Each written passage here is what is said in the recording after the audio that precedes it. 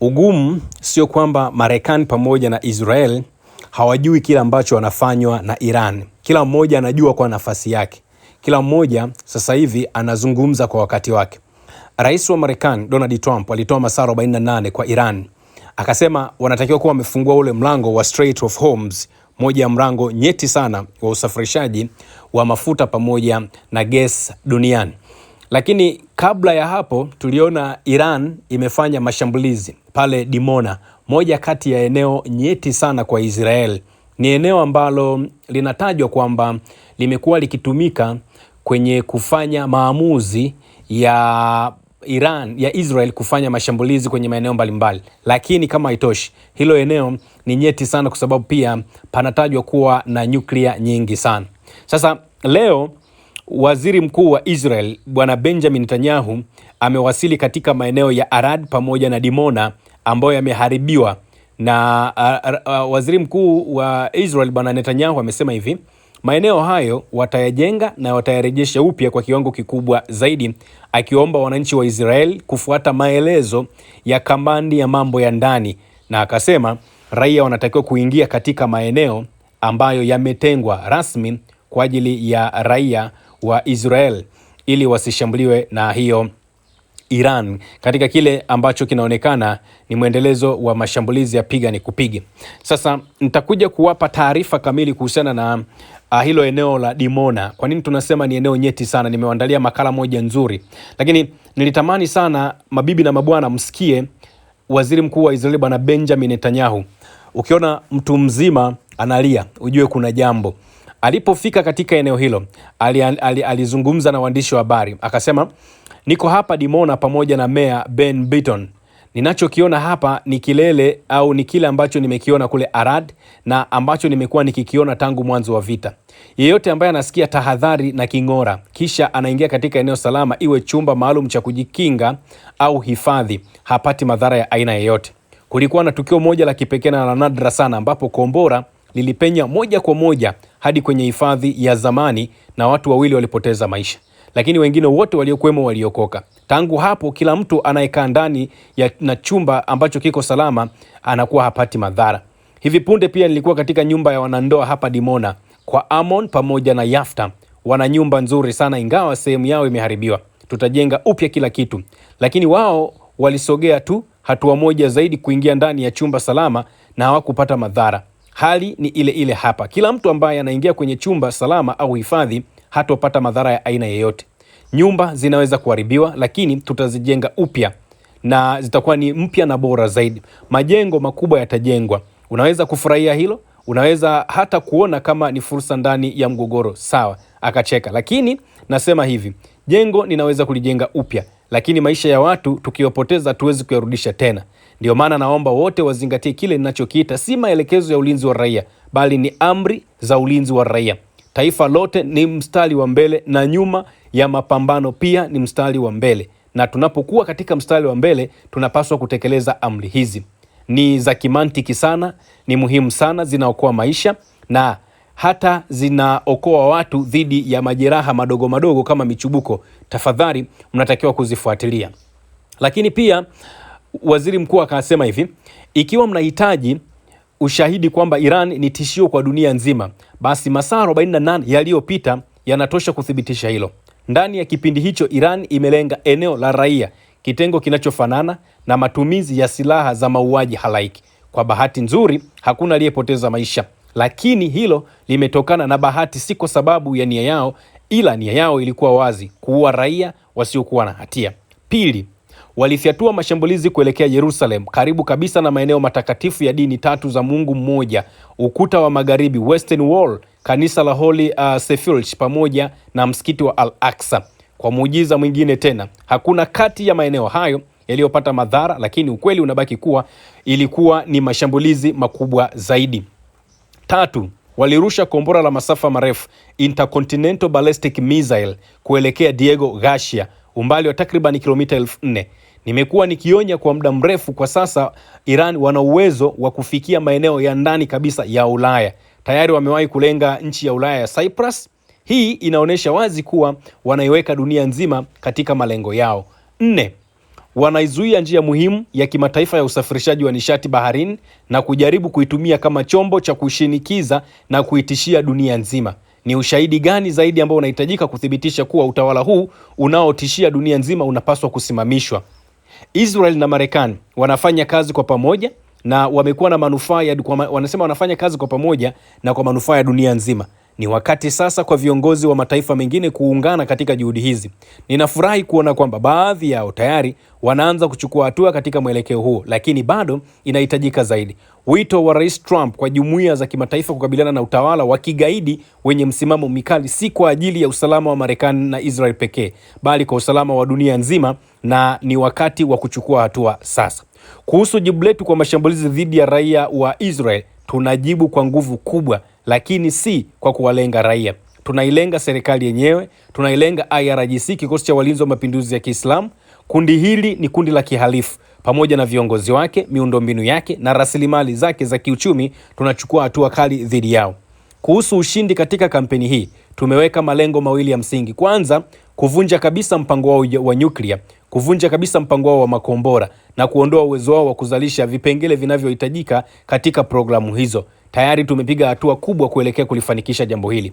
Pili, ni kutengeneza au kuunda mazingira yatakayowawezesha wananchi wa Iran kuangusha utawala wa kidhalimu ambao umewatesa kwa muda mrefu, umeharibu maisha yao na unaendelea kuathiri vibaya dunia nzima. Tunatumaini pia kufanikisha lengo hilo.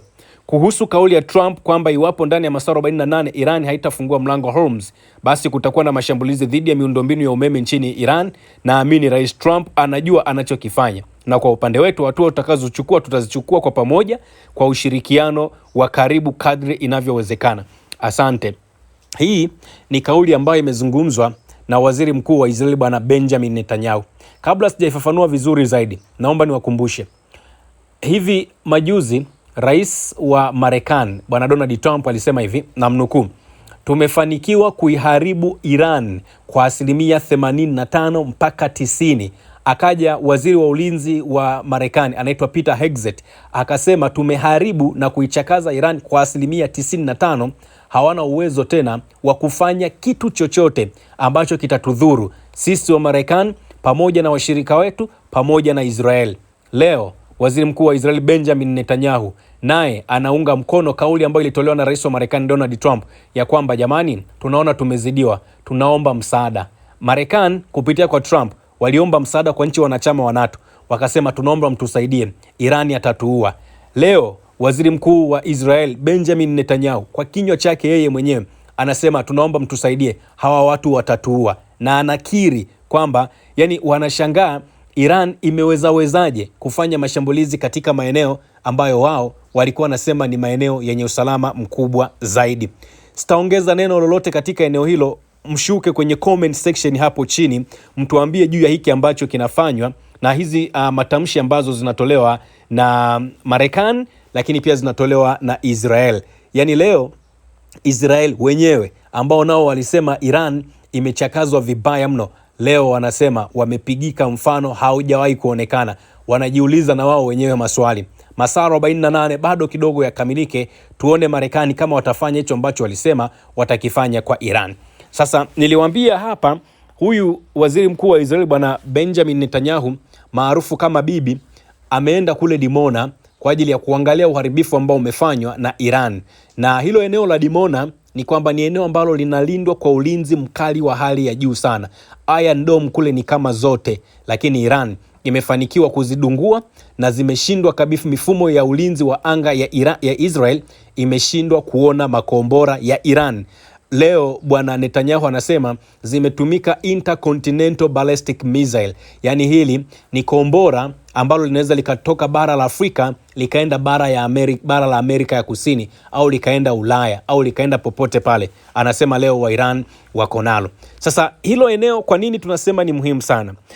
Shambulizi la Iran dhidi ya eneo la Dimona si tu labda linachukua taswira mpya katika maeneo ya kivita, lakini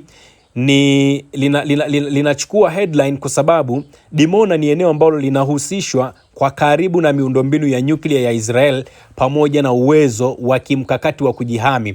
Yaani hilo eneo ni linalindwa, haijawahi kutokea. Shambulio la Iran dhidi ya Dimona sasa linaonekana kwamba ni mwanzo kabisa kwamba Iran ni watu ambao ni unstoppable. Yaani kitendo cha kufanikiwa kufanya shambulizi mpaka katika eneo hilo, hii inakuwa ni hatari sana, kwa sababu Dimona sio tu kituo cha kawaida cha viwanda au cha kijeshi. Hiki kinajulikana kwa kiwango kikubwa kama kiini cha mpango wa nyuklia wa Israel, ambao huo ndio msingi wa uwezo wake wa kujihami ambapo umejengwa. Kwa sababu hiyo, tishio lolote au uharibifu au shambulizi lolote ambalo limefika katika eneo hilo, maana yake ni kwamba wameharibu ile nguzo kuu ya Tel Aviv, kwa maana ya mji mkuu wa Israel. Sasa kwa nini tunasema hivi? Iko hivi, Israel wenyewe wanasema hivi, mifumo ambayo wameinstall pale katika eneo la Dimona ni mfumo ambayo walikuwa na utangazia ulimwengu kwamba hakuna kombora ambalo linaweza likafika katika eneo hilo. And by then ni kwamba dunia ilikuwa inaambiwa hivyo na dunia ilikuwa inaaminishwa hivyo. Lakini leo Iran wanatuaminisha kwamba, wanatuonesha kwamba kumbe wana uwezo wa kuwa na mifumo ya ambayo inaweza ikapenya eneo lolote lile, pamoja na kwamba Israel walikuwa wametangaza eneo hilo ni eneo hatari sana. Lakini pia niwaambie, unapozungumzia hili eneo la Dimona kijiografia ni eneo ambalo yani hivi hapa sijui nichukulie mfano kama eneo gani. Jenga picha sasa hivi itokee labda kuna mashambulizi yametokea eneo fulani. Halafu mashambulizi yale nyinyi mnategemea wanajeshi waweze kuyajibu. Halafu ikatokea bomu likapigwa katikati ya eneo la wanajeshi au katikati ya kambi ya wanajeshi. Maana yake ni kwamba ninyi ambao mpo huku nje, yani nyinyi raia wa kawaida, mtaingiwa na sonona. Yani mtahofia kwamba sasa kama kambi ya jeshi imeshambuliwa, vipi kwa upande wetu? Yani hiyo ndio picha haraka ambayo ninaweza nikawapa ili muweze kunielewa.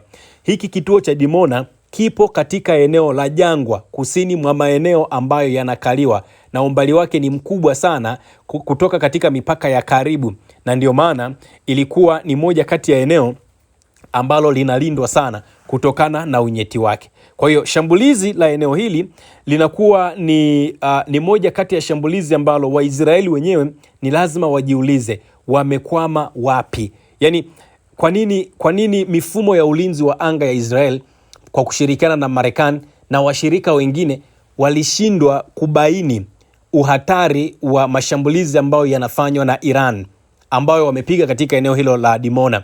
Na Iran si tu wameshambulia Dimona, ila wamechagua eneo ambalo ni sahihi sana, eneo ambalo lina ulinzi wa hali ya juu, eneo ambalo kijiografia ni gumu kufikika, lakini wamefanya muda wao wa operation kwa kipindi kifupi sana, wakawa wamefanikiwa, mlio ukaanza kutoka huku uraiani. Kwa hiyo ukikutana na watu ambao wanazungumza kuhusiana na kinachoendelea kati ya Marekani, Israel pamoja na Iran, ni lazima ukutane na watu ambao wana IQ kubwa sana, ambao wanaweza wakakuelezea jambo nje ya kile ambacho kinazungumzwa katika uhalisia. Yani it's like Tanzania pale Morogoro pale. Yani pale Morogoro ni eneo nyeti sana kwa Tanzania. Yani ni eneo nyeti sana. Ukisikia Morogoro ipo under attack au ukisikia Tabora ipo under attack, basi ujue Tanzania mnaweza mkawa you are not safe kutokana na umuhimu wa hayo maeneo ambayo nimeyataja. Sasa imagine eneo ambalo ni muhimu kama hilo la Dimona na lenyewe limekuwa attacked. Na tunapozungumza pia Iran kwenye yale mashambulizi yake kwenye wimbi lake la 73 walipiga mpaka katikati ya Tel Aviv, ambayo hiyo Tel Aviv inalindwa kwa 100% na kitu kinaitwa Iron Dome, moja kati ya ulinzi wa anga ambao ulikuwa unatajwa kwamba ndo wenye nguvu zaidi duniani. Makombora ya Iran yamepenya mpaka katika eneo hilo la Tel Aviv. Sisi tunaendelea kuzifuatilia hizi taarifa. Kikubwa tu ambacho tulisema ni kwamba watu waendelee kula au kunywa mchuzi. Nyama zenyewe ziko chini kabisa kule. Sasa watakaofanikiwa kuzila hizo nyama ni wale ambao watasurvive, kwa maana ya wasitandikwe na kombora kwa maana ya yani wasiwe misleaded kwa namna yeyote ile, wasipate misinformation ya aina yeyote ile. Hao ndio ambao watakuja kufahamu the real what's going on kule Mashariki ya Kati. Usisahau kusubscribe, like na kubonyeza alama ya kengele